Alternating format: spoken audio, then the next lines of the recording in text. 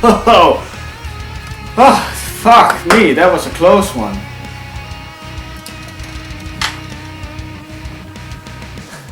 Yeah, right.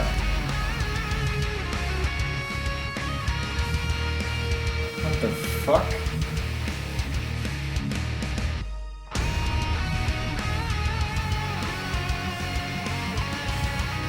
Alice, can you block this asshole?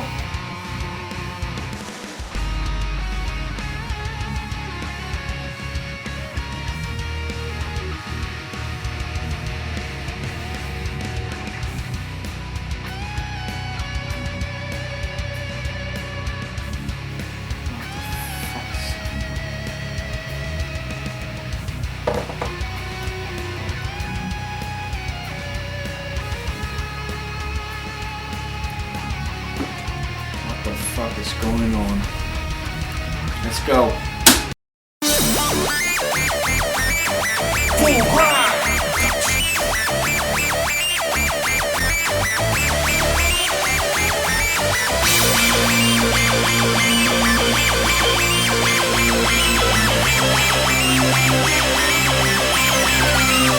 And I'm ready to roll over my enemies. Feel the power, baby, just move back. Victory's mine, 'cause I got the fight, will, hustle, kill. Fight is the wall, I'm showing you who's real. Promise everything is real, 'cause I'm ready for the thrill. Hungry like a wolf, I'm going in for the kill.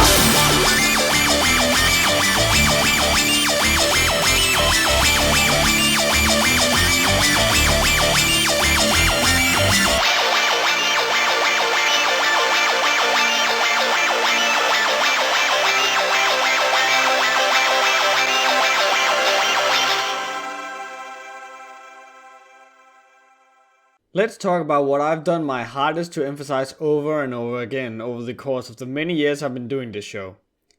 Show, don't tell. Every comic out there can tell a story. It's honestly not that hard. You have shit happen and you tell what's going on. That's it, congratulations, you're now an author. Go get your diploma and that weird hat you graduates get in America and then cram it up your ass. In Denmark we get one of these. So, not too sure who has the dumbest hat. What separates the men from the boys? What separates the good from the meh? What separates the holy shit I just realized from the oh that's neat is, drumroll please, telling stuff without saying it outright. Using the story and the way it is told to tell about elements within the story is an excellent way to not just convey a story but also keep the pace consistent. As an example, too much explanation and the pace will reach a halt because you're just going, yeah, okay, we get it. Now, this doesn't mean that you should explain something just by using different words or hint at what you want to tell. The beauty of writing a story is that you're not just working with words. You're working with the reader's imagination, or in the case of a comic, you're working with what the reader perceives as well. Once you realize this, suddenly you have several completely new ways of conveying your information than just writing it. For example, body language. Body language can tell a lot about a character. If the person tries to fill as little space as possible, for example, you know you got to do with a timid and shy character, while if they're taking up a lot of space, it shows they're confident and often bashful. See? I didn't attach a single word to these characters, but you knew exactly what their personality were just from what you saw. So what's the reason I'm talking about all this? Because today's author and artist has this shit down to a science. And if you want to know more about how to do this stuff, go read the comic we're reviewing today, Bloodstain. Bloodstain is made by Linda Lukšić and had its debut the 25th of August 2012, and as of Top Cow's panel at San Diego Comic-Con 2015, it's been revealed that it will get published by Top Cow, the publishing company that to me is like the Platinum Games of comic distribution. Underappreciated despite the incredible track record of awesome stuff it has given us. Now, unless you've been watching all my videos within the last year or so on mute, the name Čić should be like the name Dumbledore to you. One that fills you with a certain giddiness and warmth. Linda Čić is of course Stjepan Čić, the creator of Sunstone's lovely wife, and this is actually all I'm gonna say about the matter. I don't want Linda to be just an attachment to Stjepan. She's an amazing creator in her own right, and I'm gonna prove that to you. So put on your lab coat as we do some gruesome experiments on the writing.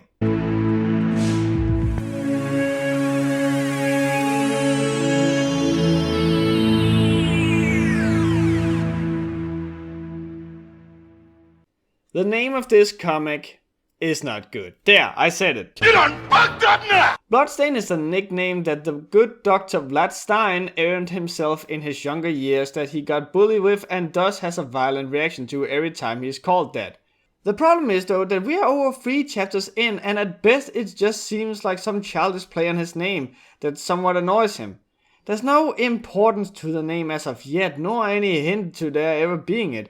Plus it kind of feels generic. It feels weak. It feels like you called an action movie Explosion Kill Death Punch. Wouldn't it have been better if it was called Bloodstain? To sort of hint at there's more going on than bloodstains? And then it'd just be, double entendre? I don't know, it just really got to me as the first thing when I sat down and read this thing. Plus, when writing the name to some of my viewers, at first it was met with a scoff by some of them. And with that out of my system, let me just take you with me on a small little journey through the first chapter of Bloodstain, so I can show you just how awesome Linda is. The first time we see Elliot Torres, it's immediately clear that she's struggling with keeping a job. This is a genius plot point immediately in the comic, as it is the core element this comic plot rotates around. Already with the comic's 6th frame, we establish what sort of feeling the comic has with Elliot, saying she got banned from a place. It sets up a humorous tone, and thus you immediately feel what kind of tone there is. This is what's known as a tone setter. It's the same reason why you in many horror movies see someone usually completely unrelated to the main protagonist in the movie get fucked up at the very beginning. It helps you establish what sort of dangers the protagonist has to overcome. On the next page, Elliot is looking through her binder where we can see tons of various scraps of paper gathered within. This tells us that she's not just desperate for a job, but she's methodical. She doesn't just have them crammed into her pocket. We get a flashback indicated by the non-linear borders of the frames to when Elliot picked up the crummy note, and we are told through some girl that the reason it's looking like that and no one has touched it is because there's been a rumor going on that the place is bad news. However, when the girl says that she got the rumor from a friend of a friend of a friend of a janitor, it tells the reader not to give this statement too much credit and question its legitimacy. In the next page we see Elliot saying to herself that she is indeed a magnet for creepy. This tells us, the readers, that Elliot is a headstrong woman who doesn't let past experiences get her down. Worse writers would have Elliot go, "Well, I've had bad experience before, but I'm not gonna let them get me down. Maybe this one will be different." It's not necessarily a bad thing, but it's not needed. Much like all the scenery descriptions in Lord of the Rings and oh my god, why am I the only one who doesn't like these books? Elliot decides to call the person behind the ad, and that's where we get this shot. This shot is like sex for a writer.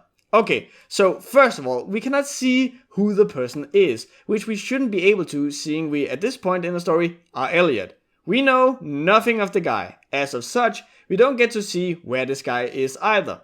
There's purposely not shown any backgrounds either to wrap whoever is on the other end of the phone in more mystery. However, one thing we do get that Elliot doesn't is a clear red smear on the dude's sleeve, which is immediately setting off alarm bells. Now, we along with Elliot, who gets the feeling through the guy's voice that we can't hear cause it's in writing, are tentative about this guy. We are on the defensive. To us, this might just be a psycho killer we don't know. As of such, we get the same mindset as Elliot. Should he take this job or not? Immediately you are on the same level as Elliot. Worse writers tend to aim for the same goal by giving a character amnesia, so you, as well as the character, get information about the world around the character, and thus you are on the same page. Also, this might be spoiling a little, pay attention to the different colors and tones used when we see Elliot and when we see the man on the phone. This perfectly mimics their individual personalities, with Elliot being a spunky lively girl with fire in her heart to the cold and calculating man on the phone. Anyway, Elliot and the man who turns out to be the man called Dr. Stein talk about what the job exactly would entail if Elliot took it. However, Stein is incredibly vague with his answers, telling us, the readers, and probably also Elliot, that this guy is shady as balls. Also, just look at how he's framed in these shots. He looks exactly like Elliot probably perceives him now, as a total psycho. Seeing we have no visual of him as a person yet, all we got to go out from is the images that Elliot creates in her own head. I've done something similar and not looked myself in the mirror for the past few weeks, so let's see how I perceive myself. Spitting image. Next, we see an exchange between Elliot and his sister. Already from the get-go, you can see that Elliot's sister is a stressed-out woman, despite not necessarily being terribly busy. The slightest excuse from Elliot about why she can't get a job sets her off into a rant about how Elliot can't keep a steady job, and it's been going on for 2 years. That she immediately regrets saying this tells us she's bottling these things up, possibly due to stress. And this is just the 4th strip. Linda is a true virtuoso when it comes to telling stuff without writing it outright. Linda has mastered the art of both telling stuff about the story and the characters through their actions rather than it being stated outright. Anyway, let's move on before I just derail this entire thing into more fanboying. Elliot lands herself a job as a waitress that she manages to keep for more than a few days. Everything looks great until she finally loses that job as well, and she then has to finally give Stein a call again. Upon calling him, she receives a test of sorts, in which she has to make it onto the next flying plane to the destination in question, and she'll be staying at their house for as long as she works there. So where's the plane going exactly? Why, it's heading to another lecture about writing. Have you ever seen that one movie, Buried? I personally really enjoy the movie, but I can understand why not everyone thinks the same. The reason why I bring it up is because it's a picture-perfect example for what I'm about to mention, which is something I like to call size of spectre. I'm pretty sure it has a real name, but hey, I never claimed to be a teacher, now did I? Anyway, the point I'm getting to is that in Buried, the protagonist, Paul, is trapped underground in a box, and the movie never leaves this box. The movie's only focus is on Paul and what he is going through. The movie is about him and his struggles, and thus it doesn't waste its time telling about a bunch of other shit we don't need. If we look at another example, let's look at... It's alright. I can do it. If we look at... It's okay. It's alright. I got this. Okay. Shippuden was okay. Come on.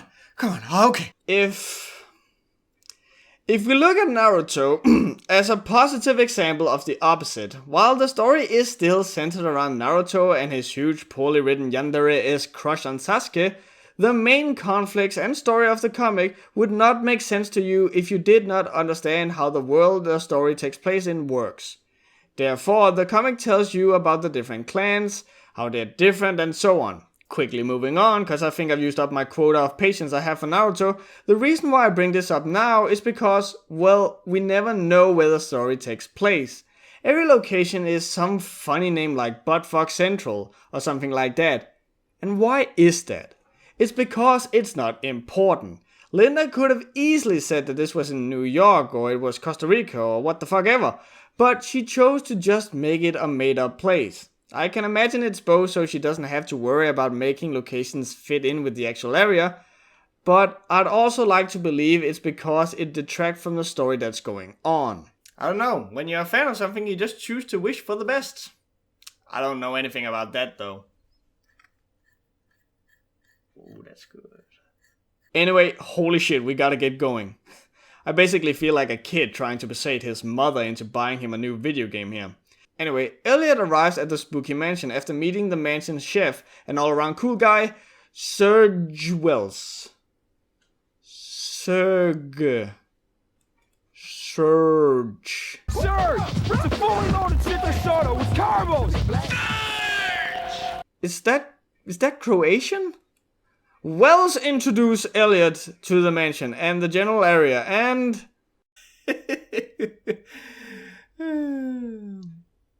Nope. Despite of how crazy Scooby-Dooby spooky this place looks, Elliot still decides to go inside, which again shows us how determined and strong she really is, even though she shows us realistic second-guessing thoughts. And almost as if Linda wanted to show us that you can't let your fear for new things get the better of you in real life, she rewards Elliot as of such, us, with a super nice interior of the house, presenting it in a nice and warm colors. Heck, even the backgrounds here that are all dark still has a reddish hue to show it's not completely dark, making it so the tone is still warm and friendly. Almost as if to hammer this idea in, we see a few frames later the lights going out, and of course Elliot starts panicking, and as of such, she perceives the darkness much more frightening, hence why the red warm hue gets replaced with a dark, cold blue one, making the darkness feel less welcoming and more ominous. Do you see why I love this stuff so much? Stuff you might think is random is actually thought out and planned. Heck, even this frame here where they finally managed to light the match perfectly showcases a perfect usage of the borders of the comic, with Elliot and Wells covering up the vast majority of the frame, as well as no backgrounds being present. This is a genius way to show just how much, or rather little, Elliot and Wells can see in this darkness. You see next to nothing in this frame, and as of such, neither does Elliot and Wells. You might even think that when this hand here comes out from the side, it's just for comedic purposes. But this too can be used to showcase just what they can see, as when the light gets drawn towards the hand, it lights the person up, and we, along with Elliot and Wells, can see the thing that will haunt my nightmares for the next 18 weeks. This right here is Bloodstain, as well as the ending of chapter 1 of Bloodstain, which is also where I'll stop my step-by-step analysis. So, holy shit, right? Like, if you were sitting next to me reading this, I'd be that dumbass friend who'd every now and then look at you with the hope shining in my eyes, trying to catch a glimpse of your facial expression. Just freaking look at all the stuff that Linda can tell by just showing stuff and not telling it. You know so much even without it being said. As of writing this review, there's at no point said how Elliot is determined, independent, and a strong woman. Yet you can get that from just watching her actions. That, along with framing, colors, tones, body language, and even jokes, helps painting and telling a narrative you would probably not notice was being painted for you until you stop up and actually think about it. Also, small little pro tip, if you're still in school, pointing this out in a book report is gonna up your grades by a huge margin. Now don't say I never done anything for you. So, we've basically covered the entire premise of the comic, or so you might think, but this is just setting up the entire theme and feel of the comic. The actual story first starts now, and I implore you to follow Elliot's journey as she tries to figure out just who and what Vlad is, as well as doing her hardest to keep her job. The story is easy to follow and has a great fast pace. The humor is spot on and never feels forced and is only used when it should be, and the drama is realistic and easy to relate to. Plus, with how well paced the comic is, when things are introduced you get a feel of, okay, this is this, that is that, this is how A is in relation to B. But still the comic manages to hide everything in a shroud of mystery, which just makes you more and more interested, along with Elliot, to find out just what is going on. Now, let's talk about the bad stuff, which can be done super fast, cause there's hardly anything I really dislike about this comic. Like I said before, the name Bloodstain seems like such a bland and waste of name for such a creative comic. Especially when Bloodstain would have been so much more interesting and fitting, but hey, there may be stuff later on in the comic that'll justify that. Also, and this should show just how much I'm scraping the bottom of the bucket here to find stuff that I can complain about, there's a bunch of spelling and grammar errors throughout the comic, but even so, it's not taking much out of the enjoyment that is reading this comic. It's just there, and what reviewer would I be if I didn't point this out? So put that on your book once it comes out. So good that some asshole online had to shit on the spelling errors to feel good about himself.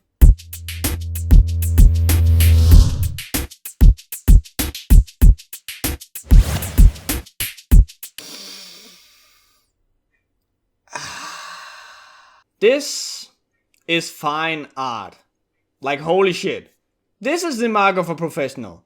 We're more or less taking it step by step in the writing, but did you notice how much Linda was able to do with just her presentation alone?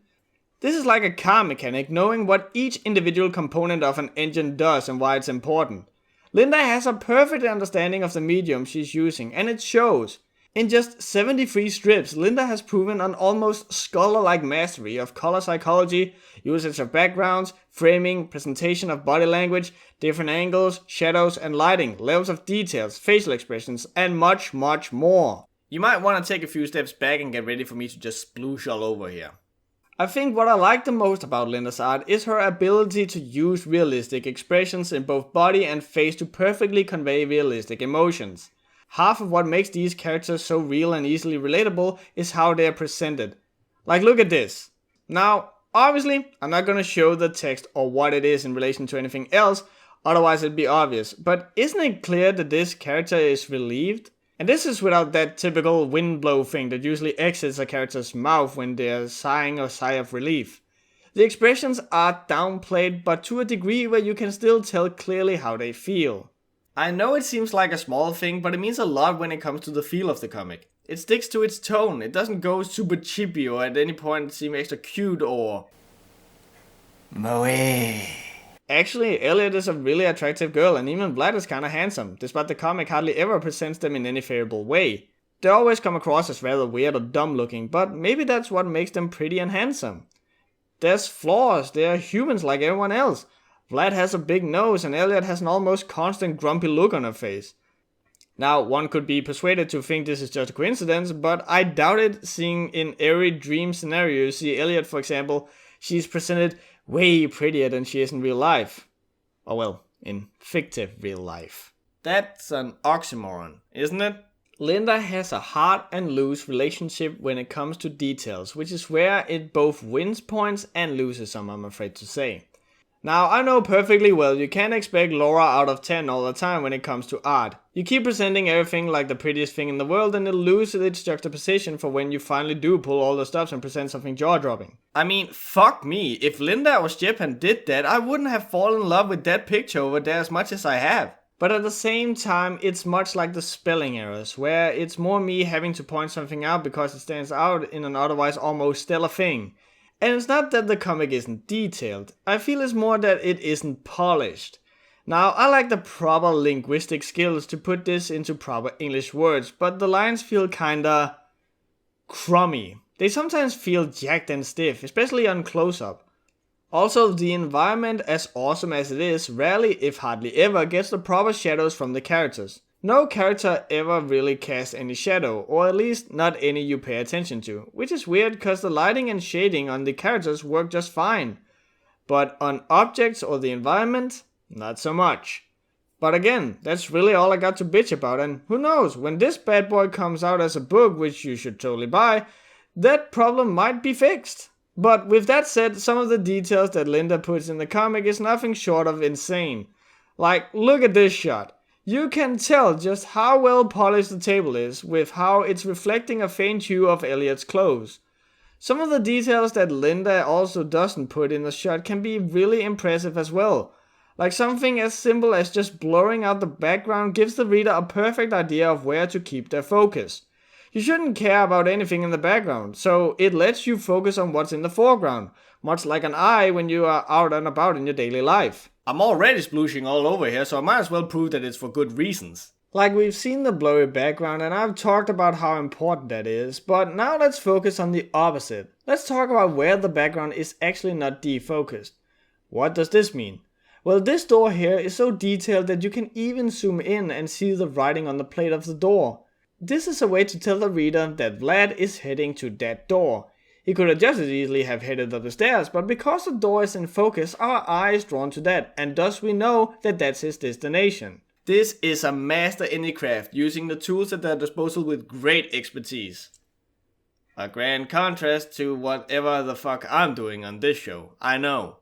When all is said and done, I can't get enough of this art and way of presentation. People might say I may be complimenting it a little too much, and heck, I am even perplexed as to why it just works so well for me. I can't really put into words why I love this art and presentation so much. I think it may just be the sheer expertise and raw skill.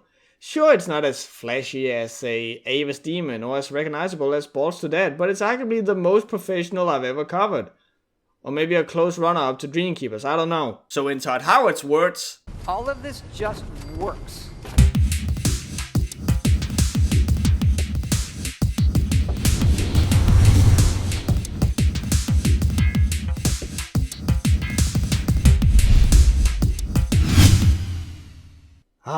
Here we are. Really? I think this comic taught me something about myself I didn't know, being that I typically prefer stories that are driven by the characters and how they deal with one another and the world around them, rather than a story where the entire plot is built up around either an event or a quest or just anything that removes the human element. Stories that has one or more people completely disconnected from all human emotions and conflict just doesn't appeal to me as much as the human interaction. I can far more relate to and thus put myself in a story better if the focus isn't, how to fist a dragon or something, Why was that the first example I came up with? This show has ruined me. Elliot is relatable. She's dealing with stuff that we can all identify with, and she deals with them a lot like normal people do. This also means that when she takes big risks, you're right there with her, feeling the shock and anxiety that comes with her actions. Her boarding a plane to go to a potential job someplace she doesn't know is as big a deal as Mr. Bean dragon fisting. I don't fucking know. Dragon fisting is in many ways the same as regular fisting, except the man has first covered his hand in chili seeds or strong curry powder to give it an extra kick. Why'd you ever do that? Anyway, Elliot Torres is a smart girl. It's clear from frame 1 that she's methodical and not shy of working. She's a go-getter, but with a short attention span. Her heart is in the right place at all times, though she's very insecure in both herself and the world around her. Plus, there's no doubt in my mind that she's also very creative, which again is not something you're told but rather something you see, in not just her vivid imagination but also her approach to things.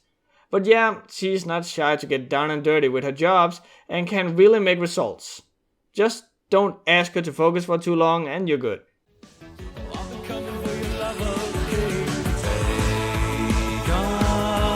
Hey idiot, you've already used this joke before. I have? Yeah, 2 times with you. Oh, right. Now, why don't I make you think about boobs to diffuse the awkwardness? You really think that's necessary? Boobs.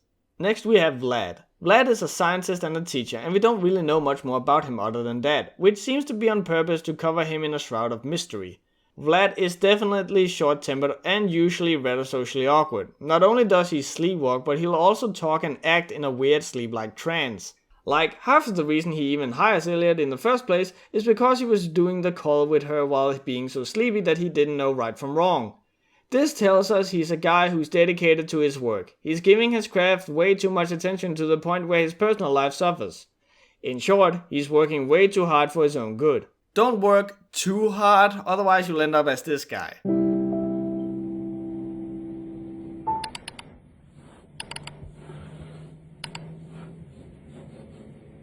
Last we got Serge. Serg. Sag? Is that Spanish? Wells. We got Wells. Wells serves as the peacekeeper at the house between Elliot and Vlad. He's the method to Vlad's madness, usually being the human element between Vlad and the rest of the world. Serg Wells is a jolly soul, one I can really relate to actually. He's well-spoken, kind of a people person, friendly-mannered, yet not afraid to put people in their place. Also, he loves to cook. I don't know if it's just me, but every time Wells is in the frame, I get all warm inside. He just has this aura of friendliness, which, by the way, excellently conveys that too is what Elliot feels, being all alone somewhere she doesn't know where she is, and the only person she can talk to is Wells. Am I getting through to you? Look at how well something can be conveyed without being said outright, everyone.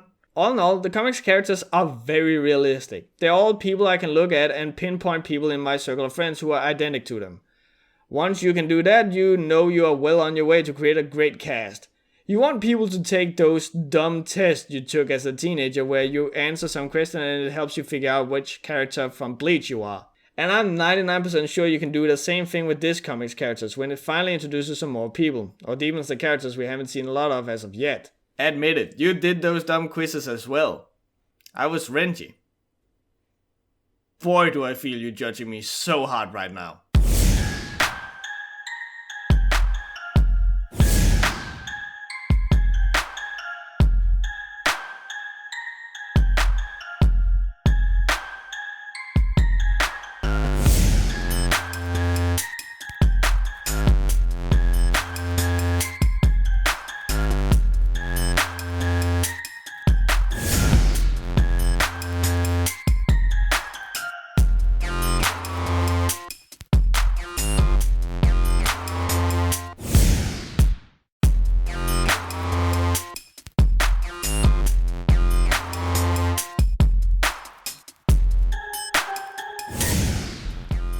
The writing is an 8. I love this story. It's one of those really condensed and well-told stories that is easy to get into. Everything is so close to real life, yet still manages to be different enough to keep you interested. It's still not completely off the ground yet, but where it is, I can tell we got something amazing in store. The art is a 9. Linda's presentation is nothing short of masterful. Her conveyance through imagery is stellar. Her understanding of how to use every single visual component of a comic is insane. Like I said, it's not nearly as in your face as Ava's Demon, but I kind of feel it's like a kung fu master, not doing big movements yet still getting that intended result. Some polish here and there, and we are looking at a 10 in the making. The characters are an 8. These characters are so good that it's a wonder to me they are not real life people. Every character has clear flaws and traits, yet at no point does it feel like they are forced in there. They feel realistic and you can identify with several identity traits they have. The only reason this number isn't higher is because there's only really 3 characters worth talking about. I would love to see more characters that these characters could interact with. All in all, the final verdict and how much I enjoyed reading this comic is a 9 out of 10. This is going in my Hall of Fame. This is such a tightly woven, well constructed and expertly executed comic that not suggesting you go and pick it up would be a crime. It's funny, it's interesting, it's dramatic, and it's an all around really interesting story. One thing for sure, my copy of the physical version is already pre-ordered.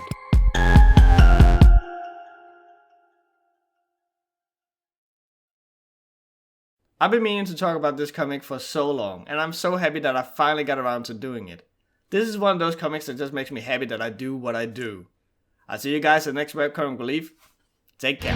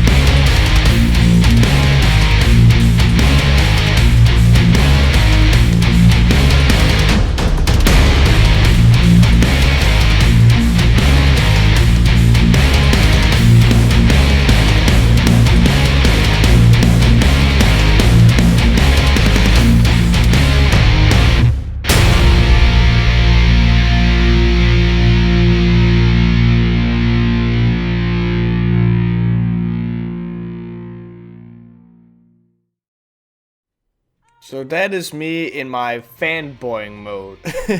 Sorry if it turned into more splooshing than an actual review, but really I just love this comic and really you should go and check out whether or not this is something for you, and if it is, at least think about pre-ordering the book or buy it when it comes out. I warmly recommend it and it has my seal of approval.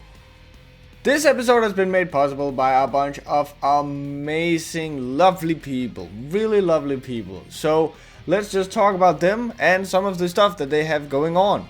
First of all, we got Nights to Dreams. Nights to Dreams is working on a comic known as Fractures. Fractures is a fantasy character-driven story about 2 kids, a ghost girl and a fox boy, trying to take care of one another as a series of mysterious events befall them, making them question the subject of life and the friendship. Next up, we got Scott Fraser. Scott Fraser is working on the comic Star Warriors, a webcomic starring Esmeralda, a deceased soul who becomes a Star Warrior, defender of the stars. Stars in the universe are wishes made by people, and the Star Warriors must make those wishes come true and save the universe. It's a really interesting story that I warmly recommend. Nick Nocturne, the dude of the ghosts, the man of mystery, the OG of spooks. Nick is working on Nightmine, a series that is dedicated to explaining all these weird, spooky videos you can find online. As of now, he's just finished Everyman Hybrid, so you got an entire series to go check out. I warmly recommend it, it's what I've been watching the last few days. Lashandra Ortiz. Lasandra has not written to me what exactly she is working on. So once I figure that out, I'm going to put it in the description of this video. So come back later and check it out. I'm super thankful that she still wanted to pledge, but I can't push anything if I don't know what she's working on. I'm sorry. Jake Springhorn. Jake Springhorn, who you may remember from my stripping episode where I covered the comic Drifter, is also working on a picture story known as Advocate that I warmly suggest you go check out, because it is a grim dark sci-fi story that you yourself have an input in what's going to happen. Go check it out, it's really interesting. Angel Povedano Ruiz. Angel is working on Cretaceous Survivor, a story about a dinosaur that wakes up in modern day and what it gets up to. It's really interesting how well Angel can tell the story without, having the dinosaur actually say or think words. Go check it out, it's actually really interesting. Nana Newcomb. Nana is working on Blackbird, but as of right now that's a little on the back burner, seeing she's developing and building up pages for it. So instead, what you can do is you can go check out her DeviantArt and know that she's taking commissions in case any of the stuff you see is up your alley. Go check it out. Alix J. Alix J is working on Death's My Bitch, a very interesting, very mature story about death in the workplace, where she's kind of trying to make death a normal thing and have the story center around the Grim Reapers who are making sure that the circle of life and death continues as it should. Go check it out, it's really interesting. Luraiokun. Luraiokun is one of those people who has managed to do the impossible. Yav is a comic about adult furry romance, and when I say that, you know exactly what I mean. And when I say that he's done the impossible, I mean it that he has made me actually like this stuff, so go check it out. CloudyDaze. Cloudy is working on Overcast, an animated series with sprite art. It's going to come out maybe this year, but what you can do until it comes out is that you can go to his DeviantArt and check out some of the sketches and design work that he has put up there. And just, also to get a feel of what this dude's animations are like. I really look forward to it because I personally really love this dude's animations. Shane Asher. Shane is working on Strays of Seraria. It's a furry comic about superheroes. Now, superheroes is something that's really near and dear to my heart, and just looking at the way that Shane is taking this thing is really interesting. It's one of those that has a lot of passion and a lot of heart behind it. Go check it out. Next up we got Kawaii Lee. Kawaii Lee is doing the whole pledge where I'm supposed to push something, but Kawaii Lee doesn't want me to push anything, so he or she is just being a cool guy. And last but definitely not least, we got Jay Lee, Brittany Williamson, Alistair Vane, Shiv, Ghostlight Studios, Lishishiro, Gage, Zachary Seligson, Shannon TJ, and Vivid Publishing. If you want to support the show, you can do so on Patreon. Just go to www.patreon.com/Riiser. You can pledge any amount you want, and it's all very much appreciated.